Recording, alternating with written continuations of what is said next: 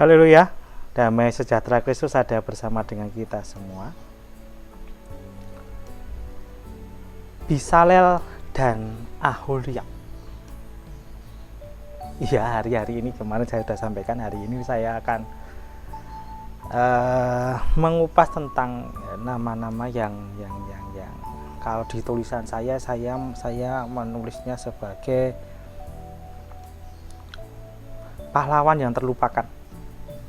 Ini orang-orang hebat sebenarnya, tetapi sering di luar perhatian kita, terlepas dari perhatian kita. Bezalel dan Aholiab. Nama lengkapnya ini dua orang.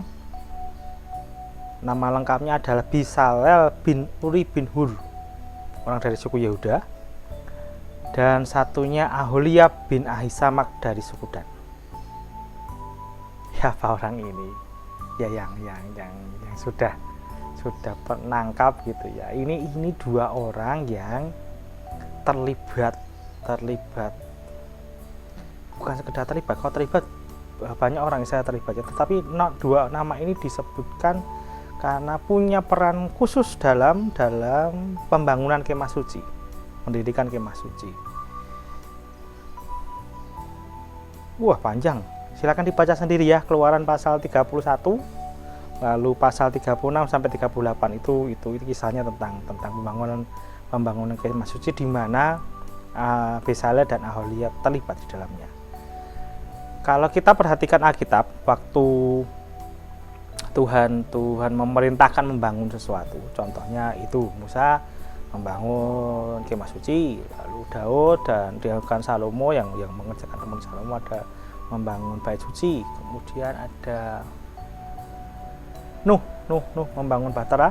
Ya, Allah selalu memberikan instruksi ukuran yang mendetail. Maka saya selalu bilang di kampus, Tuhan senang matematika. Anak-anak protes kalau saya sering seperti itu. Tuhan senang banget matematika. Dia ketika menginstruksikan membangun sesuatu ada detail ukuran. Ini bukan sekedar detail ya, sampai bahannya, warnanya, semuanya lah. Allah suka sesuatu yang mendetail. Tuhan senang matematika.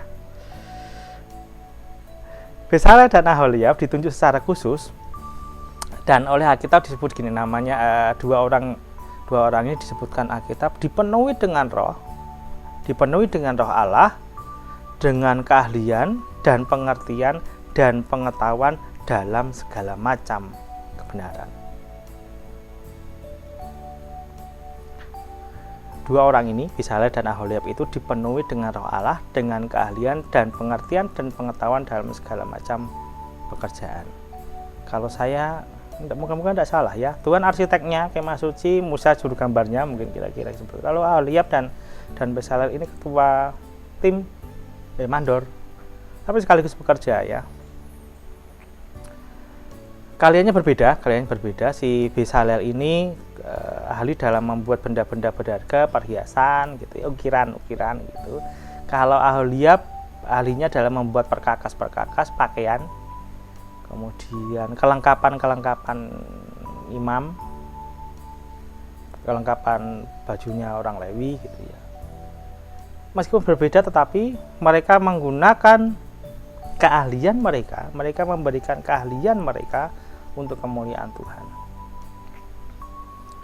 Saya belum pernah membuat video tentang ibadah ya. Dalam perjanjian baru, Roma 12 ayat 1, karena itu saudara-saudara, demi kemurahan Allah aku menasihatkan kamu supaya kamu mempersembahkan tubuhmu sebagai persembahan yang hidup, yang kudus, dan yang berkenan kepada Allah. Itu adalah ibadahmu yang sejati. Ibadah di perjanjian baru dalam bahasa Yunani digunakan kata latria, yang sebenarnya berarti menggunakan semua potensi baik jasmani maupun rohani untuk satu tujuan atau maksud. Kalau dalam hal ibadah, maka menggunakan potensi, kemampuan kita, talenta kita, keahlian kita, baik jasmani maupun rohani kita, untuk kemuliaan nama Allah. Itu yang disebut ibadah. Itu yang dikerjakan oleh Bezalel dan Aholiab. Ibadah mereka adalah mempersembahkan keahlian mereka kepada Tuhan. Nah, Kita punya keahlian-keahlian tertentu, dan kita mesti mempersembahkan keahlian-keahlian itu kepada Tuhan dalam ibadah kita sehari-hari, dalam pelayanan kita gitu ya.